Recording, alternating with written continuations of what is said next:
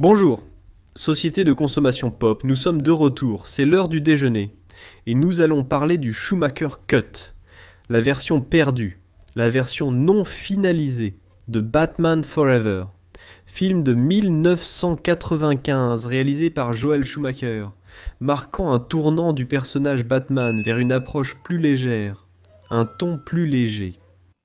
Du personnage. Mais ça n'a pas toujours été comme ça, car à l'origine le film avait une approche plus brute, plus sérieuse, plus profonde, plus sombre, qui ressemblait beaucoup à ce que Tim Burton avait laissé. Mais c'était justement la crainte de Warner, que Batman devienne trop sombre pour les enfants, parce qu'il voulait vendre beaucoup de jouets, vendre beaucoup de figurines, vendre beaucoup de menus Happy Meal.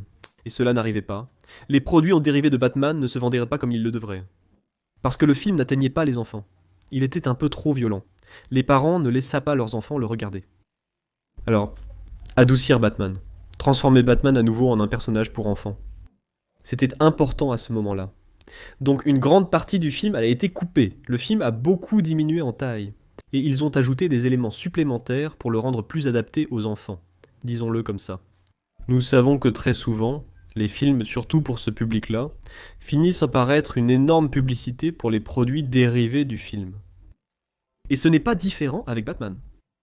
Donc Batman Forever est sorti, Batman Éternel, il a eu du succès, il a fait des entrées, il a trouvé ce nouveau public, jeune, il a vendu ses petits jouets sans problème. Ça a donné une suite, Batman et Robin, celle-là oui, très critiquée, qui a laissé Batman dans un certain purgatoire, jusqu'à ce que Christopher Nolan arrive et donne une toute nouvelle image, cette fois sérieuse et réaliste, au Chevalier Noir.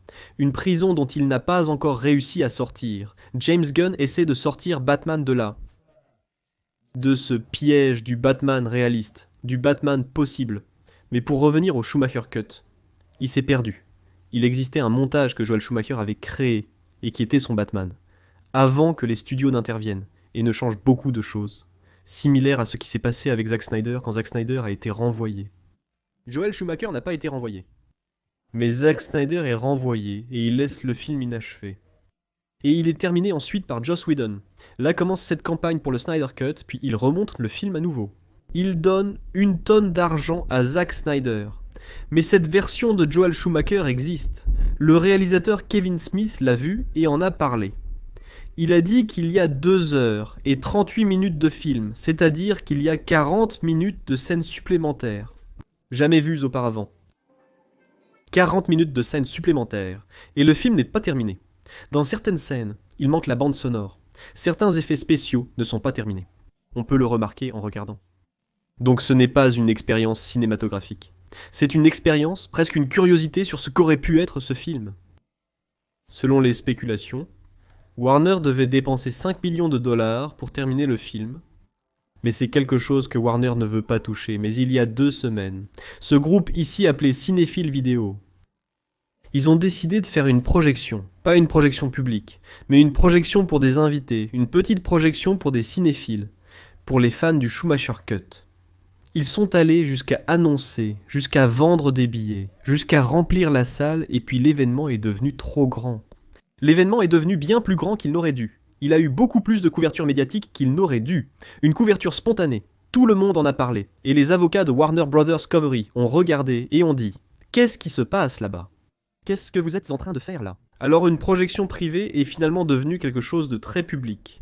Et les avocats de Warner Bros. Discovery ont envoyé le fameux Cease and Desist, c'est-à-dire une injonction de cesser et de s'abstenir. Ce qui signifie « Oubliez cette idée avant que nos avocats ne commencent à s'amuser ».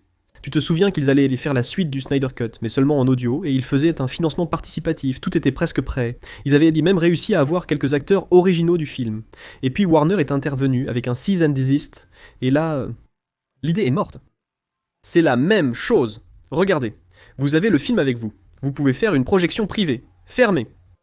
D'accord, mais nous allons devoir engager une procédure lourde qui va pratiquement vous arracher la peau du dos. Là, il n'y avait pas d'autre choix. Ils ont annulé la projection du Schumacher Cut. Ça n'aura plus lieu. Et encore une fois, on reste sans ça parce que Warner a pris cette décision. Pour 2 raisons.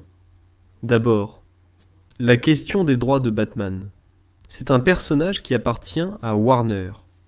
On ne peut pas organiser une projection, surtout payante, avec une propriété qui est couverte par des droits d'auteur et qui est un film de Batman, ce qui n'est pas ce sur quoi Warner travaille en ce moment. Donc promouvoir un Schumacher Cut n'est pas dans l'intérêt de Warner pour l'instant. Ils ont déjà un gros problème avec le Batman de Matt Reeves, qui n'avance pas. Et ils vont en plus promouvoir un autre Batman. Donc, sortir ça sur HBO Max, même pas en rêve. Le sortir au cinéma, encore moins. Et une projection privée non plus. Ce n'est pas possible. Donc Warner ne veut pas toucher à la priorité de Batman. Ne veut pas libérer la priorité de Batman pour que n'importe qui puisse faire une projection et montrer ce qu'il y a. Surtout un film qui est incomplet, qui a des problèmes de son, qui a des problèmes de finition, des effets spéciaux. Ce serait une version inachevée, non professionnelle de Batman. Et Warner ne veut ça en aucun cas. L'autre raison, c'est de ne pas exposer les dérives des dirigeants sur le créateur, montrer à quel point Warner s'implique et modifie l'idée originale d'un film, ce qui pèse sur les épaules de l'entreprise depuis un certain temps, et qui serait une raison supplémentaire pour les critiques et pour la dévalorisation de Warner Bros. Elle-même. Donc, pour ces deux raisons, ils ne veulent pas que les gens voient dans le contenu inachevé. Et ils ne veulent pas non plus soulever cette question. Ils ne veulent pas qu'un autre mouvement du type Snyder Cut commence avec le Batman de Josh Marker.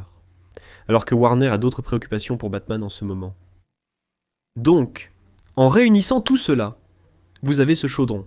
Il n'y aura plus de projection. Cela restera vraiment un chaînon manquant parmi les films annulés de Warner Bros. On dit chez Discovery qu'il existe de nombreuses versions de réalisateurs qui sont conservées, et que c'est un peu comme une arche perdue.